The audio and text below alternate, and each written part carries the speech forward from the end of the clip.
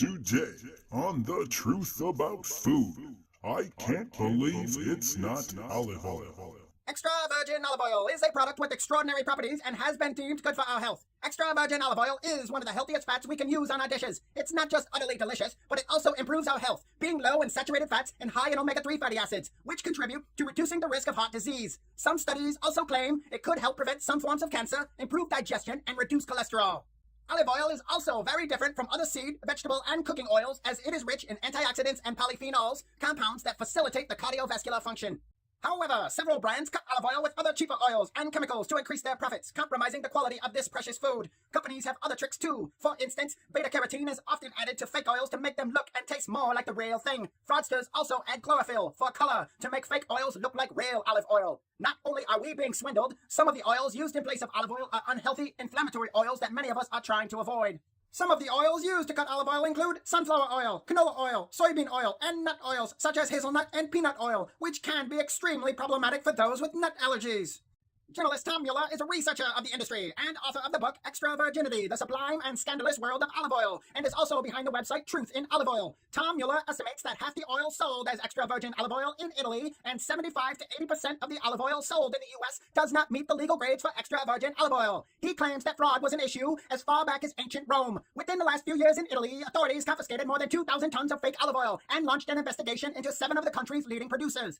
A discovery came to light in an undercover operation the Italian police dubbed Operation Mamma Mia that revealed a massive scam in the region. So gangsters have made their way into your kitchen in the form of agro-mafia. In July of 2010, the University of California Davis Olive Center issued a report showing that as much as 2/3 of imported olive oils labeled as extra virgin failed the International Olive Council Century Standard. In other words, these oils were defective and failed to meet the international standard for extra virgin olive oil. 5 years later, random tests found that 67% of California olive oils labeled as extra virgin fell short of the new quality standards developed by the Olive Oil Commission of California and recently adopted by the California Department of Food and Agriculture. Until recently, you could take a trip to a store or a supermarket and pick up what you believe to be extra virgin olive oil. The bottle would even claim to be extra virgin olive oil on the front label. But upon further inspection, you read the back label and find out that it is olive oil cut with other oils. Look, here's an example here. That trend seems to be dissipating and the labels are stating Mediterranean oil blends on the front label and the back label lists the oils allegedly contained within. Some labels flat out tell you what the olive oil blend is on the front.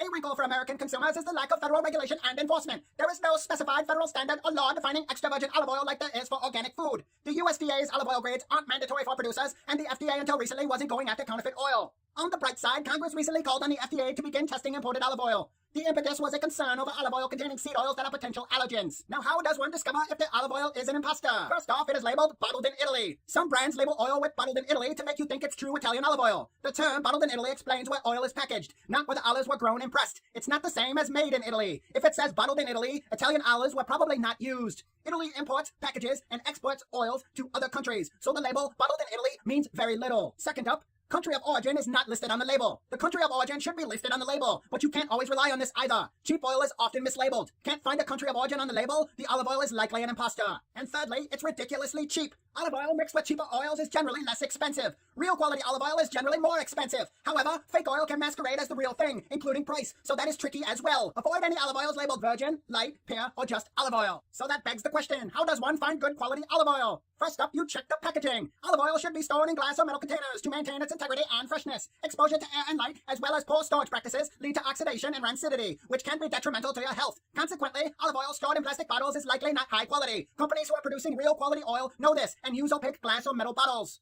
In any case, even real olive oil which has oxidized or gone rancid due to poor storage practices is no longer healthy. Secondly, the origin is easy to determine. You shouldn't have to dig too hard to find out where your food comes from. Investigate the origin of your olive oil, then determine where it's produced. Olive oil produced by small farms or co-ops are more likely to be real. Alternatively, adulterated oil is more likely to be purchased in bulk from different farmers that funnel to corporate buyers. Certain countries are good bets for great olive oil just based on their standards. Countries like Australia, which has the world's highest olive oil standards. Chile is another country with a great reputation as a quality olive oil producer. Australia and Chile both received the highest marks from the United States International Trade Commission's report on average quality of extra virgin olive oil. California olive oils are also far less adulterated than imported oils, so many people trust olive oil produced there, especially if it carries the California Olive Oil Council certified extra virgin stamp of approval as mentioned above. Thirdly, the olive oil is tested. Companies wishing to produce pure, unadulterated olive oil will usually test their oils. At the very least, they will make their oil available for testing. And fourth, look for a reputable stamp of approval. For California olive oils, look for the seal from the California Olive Oil Council, COOC, certified extra virgin. Internationally, there are more seals to seek out, like the Extra Virgin Alliance, also known as EVA.